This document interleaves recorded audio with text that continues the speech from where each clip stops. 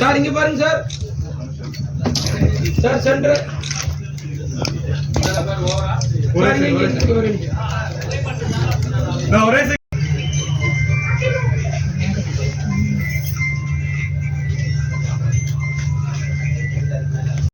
தயாரிப்பான படையாண்டா மாவீரா படத்தில் பாடல்கள் மற்றும் ட்ரெய்லர் வெளியீட்டு விழாவிற்கு வருகை தந்திருந்து பெரும் மரியாதைக்குரிய நீதியரசர் ஐயா கலையரசன் ஐயா அவர்களுக்கு நாம் தமிழர் கட்சியின் தலைமை ஒருங்கிணைப்பாளர் சகோதரர் திரு செந்தமிழ் சீமான் அவர்களுக்கும் இந்த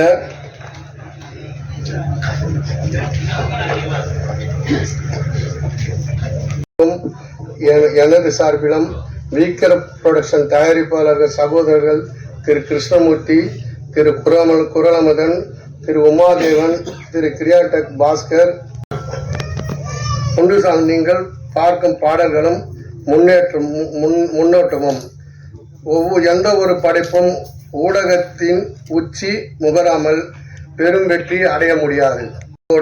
அள்ளி அணைத்து வெற்றி பெற செய்யுங்கள். எங்களையும் எங்கள் படையாண்ட மாவீரரையும் வாழ்த்த வந்திருக்கும் உங்கள் அனைவருக்கும் எனது நெஞ்சார்ந்த நன்றிகளும் வணக்கங்களும். முயற்சி ஆகையால் தயவு செய்து ஊடக நண்பர்களும், ஊடகம் என்றால் YouTube, all media channel, paper channels, all the channels எல்லாருக்கும் எங்களுடைய தயாரிப்பாளருடைய வேண்டுகோள் என்னவென்று கேட்டால், நீங்கள் இந்த திரைப்படத்தை பற்றி உங்களுடைய ஊடகத்தில் எழுதும் பொழுது நல்ல முறையில் எழுதுங்கள். மரியாதைக்குரிய விகே புரொடக்ஷன்ஸ் தயாரிப்பாளர்கள் அனைவருக்கும், செல்வா மாஸ்டர், பேரரசு, ஸ்ரீதர் மாஸ்டர், தினேஷ், கேமராமேன் கோபி, ஏற்கனவே வெற்றி மகேந்திரன் கொஞ்சம் ஒர்க் பண்ணாரு, அதுக்கப்புறம் படம் பண்ண முடியல. இந்த படத்தில் ஒர்க் பண்ண தம்பி கோபி, எல்லாருக்கும் என்னுடைய மனமார்ந்த வாழ்த்துக்கள். மாறி மாறி எடிட் பண்ண எடிட்டருக்கு என்னுடைய ஒரு சேலஞ்சாக எடுத்துக்கிட்ட எடிட்டருக்கு என்னுடைய வாழ்த்துக்கள். ஒரு பகுதியில் வாழ்ந்து ஒரு அரசியல் கட்சி பின்புலத்தில் தமிழ்நாட்டுக்கு அறிமுகமான ஒரு மனிதனுடைய கதை. அதில் சில கதாபாத்திரங்கள் சில கதையை காட்சியாக சொல்ல முடியாது. ஏதோ ஒரு கேரக்டர் மூலமாக அந்த கதையை நகர்த்திக்கிட்டே போகணும். அது சில டைரக்ஷன் உத்தியில் அது ஒரு விதமான உத்தி. அதுதான் அந்த மாதிரியான ஒரு கதாபாத்திரம் தான் என்னுடைய கதாபாத்திரம். பெரும்பாலும் காவல்துறை அப்படின்னா ஐபிஎஸ் அல்லது டிஜிபி, அந்த பெரிய ஐபிஎஸ் லெவலில் இருக்கிறவங்க அல்லது டிஎஸ்பி, எஸ்பி அது மாதிரியே பார்ப்பாங்க. பட் கிரவுண்ட் ரியாலிட்டியில் அந்த கான்ஸ்டபிள் கேரக்டர்ஸ் நிறையா ப்ளே பண்ணோம். அதிகாரிகளுக்கும் விசுவாசமாக இருக்கணும், லோக்கல் இருக்கவங்களோடையும் ஒத்து போகணும், உளவும் பார்க்கணும், உளவும் சொல்லக்கூடாது, ரகசியமாக இருக்கணும், ரகசியத்தையும் சொல்லணும். இப்படி எல்லாத்தையுமே கட்டிக்காக்கிற ஒரு என்ன செய்யறதுனே தெரியாமல் புலம்பிக்கிட்டு மன உளைச்சலோடையும் நோயாளியாகவும் வாழுகிற பலர் ஒரிஜினல் போலீஸுக்கு ஒரு கதாபாத்திரம் தான் என்னோட சினிமா போலீஸ். அது திரைப்படத்தினுடைய விழாவிற்கு வருகை கூட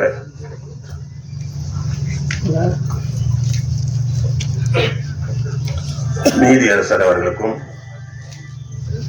தயாரிப்பாளர் அண்ணன் பாண்டியன் அவர்களுக்கும், இயக்குனர் பேரரசு மற்றும் மேடையில் இருக்கக்கூடிய அனைத்து பெரியோர்களும், முன்னாடி இருக்கிறவங்க, குறிப்பா பத்திரிகையாளர்கள், ஊடக நண்பர்களுக்கு நன்றி. மேல நல்லா கொஞ்சம் அரசியல் பேசலாம். ஏன்னா சீமான் என்பது ஒரு மைக். நான் 10 பேர்கிட்ட பேசுறது, நான் சீமான் பேசினா 1,00,000 பேருக்கு போறோம். அது என்னன்னா தமிழர்களை பத்திய ஒரு விஷயம் தான். அவர் தமிழரை பத்தி நல்லா பேசுறாரு. ராமதாஸ் ஐயா தான் தமிழ் உணர்வு உள்ளவர். அப்புறம் மணி ஐயா இருக்காங்களே, அவங்க பேசுறாங்க. நீங்க தான் வரவேற்று பேசுறீங்க இல்லையா? நான் வந்தேன், நீ நம்ம கட்சிக்கு வாங்கன்னு சொல்லி ஏதோ பக்கத்துல உட்கார வச்சு சொன்னாங்க. நான் சொன்னேன், இது நீங்க பேரே தமிழ் பேர் வைக்கல. நான் தான் சொன்னேன் இல்லையா? நான் பேசும்போது சொன்னேன், நான் பாட்டாளி மக்கள் கட்சினா என்ன ஒரு பாட்டாளி? இந்தி பாட்டாளியா, தெலுங்கு பாட்டாளியா, இல்ல எந்த ஒரு பாட்டாளின்ற? நானு தமிழ் பாட்டாளி கட்சின்னு வைக்க, தமிழ் பாட்டாளி கட்சின்னு வைக்க வேண்டியதானே? இது எல்லாருக்கும் பொருள் மாதிரி வச்சுட்டீங்க. தமிழர் பாட்டாளியில் இருந்தா நான் வரேன்னு சொல்லி பேசிட்டு வரேன். நான் ஏன் கேட்கறேன்னா, நீ எது ஒன்றும் எல்லாருக்கும் அப்படி சொல்ல முடியாது. நாம தமிழன்ற ஒரு அடையாளம் இல்லைன்னா அப்புறம் என்ன தமிழ்நாட்டில் ஒரு கட்சி? நம்ம பெங்களூர்ல நீ தொடர்ந்து படம் எடுக்க போறேன்ல, அதனால ஒரு கமிட்டி மெம்பர் ஆக நான் என் பேச்சு கேட்டு போட்டேன் கமிட்டி மெம்பருக்கு. உடனே ஒரு ஆள் எனக்கு வத்தல் நாகராஜன் இருக்கா இல்லையா, அவருக்கு அடுத்தது கோவிந்தன் ஒருத்தருக்காரு நினைக்கிறேன் இல்லையா, அவர் ஒன்றும் அங்கிருந்து எனக்கு ஆள் வந்துச்சு. ஷூட்டிங்ல சேர் போட்டு உட்கார்றாங்க. தம்பி, நான் வேற ஆள்னா வேற மாதிரி பேசுவோம். ஏன் நீ நல்ல படம் எடுக்கிறாளே, உங்களுக்கு கெட்ட பழக்கமே இல்லையா, ஃபேமிலி படம் எடுக்கிறோம், அதனால தான் கொஞ்சம் மரியாதையா பேசுறோம்.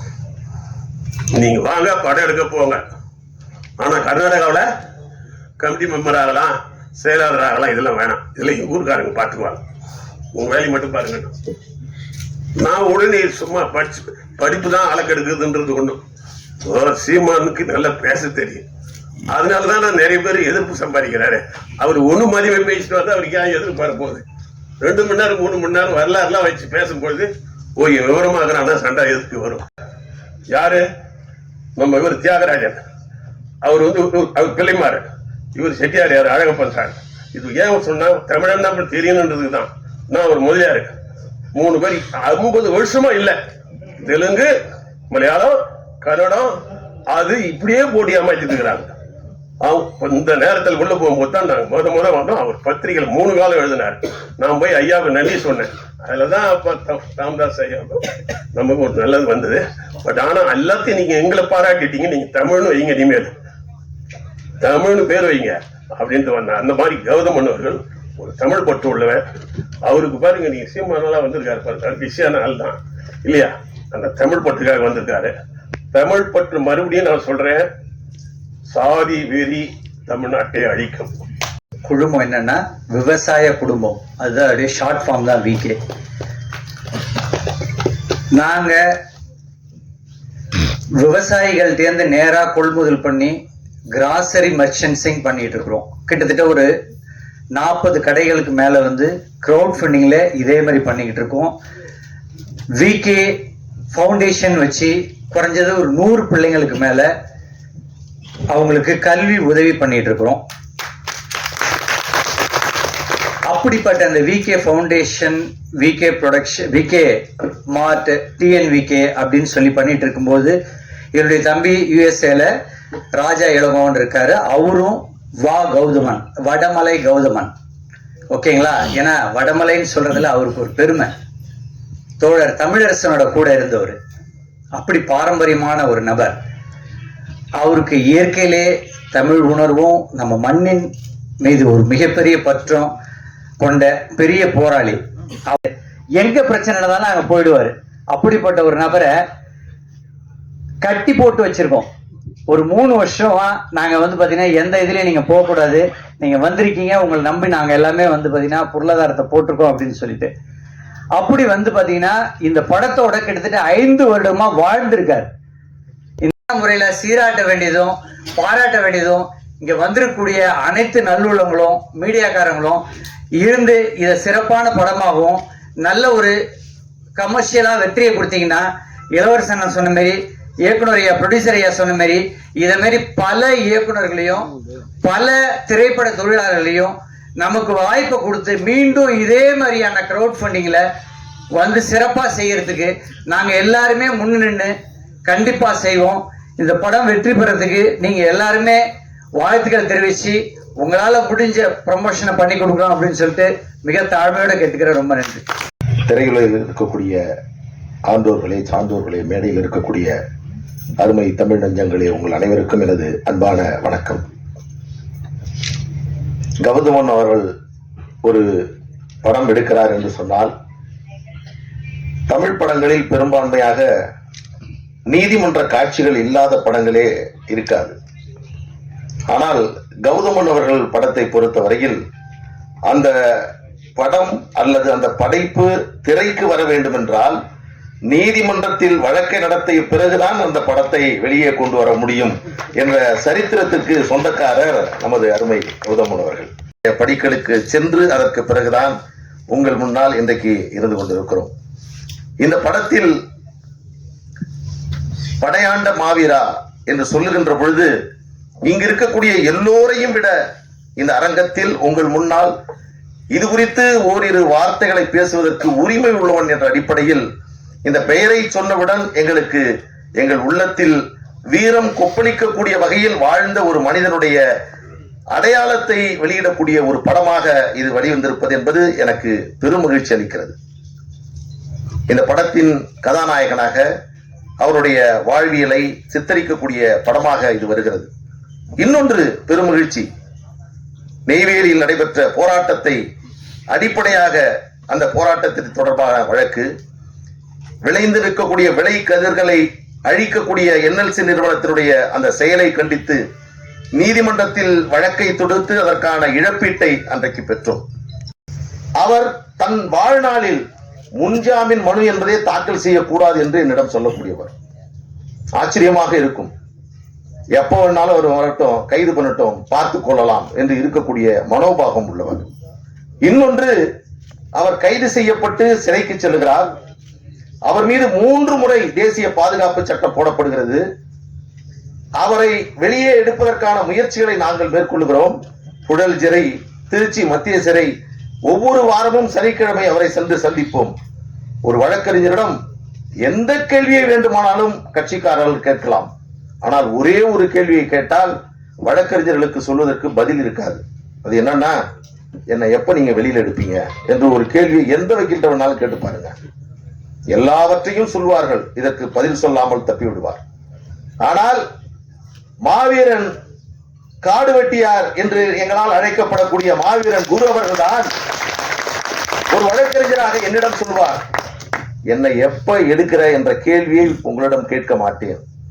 ஒருவேளை நான் கேட்டு என்னை சமாதானப்படுத்துவதற்காக அடுத்த வாரம் நீங்க வெளியில வந்துருவீங்கன்னு சொல்லிட்டீங்கன்னா அதற்கு அடுத்து ஒரு நாள் இரவு என்னால் ஜெயிலில் இருக்க முடியாது. எல்லோருக்குமே இது பொருந்தும். எனவே நான் எப்பொழுது வருகிறோனோ அதுவரையில் நான் என்னை எப்பொழுது எடுக்கிறாய் என்று நான் கேட்க மாட்டேன் என்று சொல்வார். அவர் பல வழக்குகள் விசித்திரமான வழக்குகளாக இருக்கும்.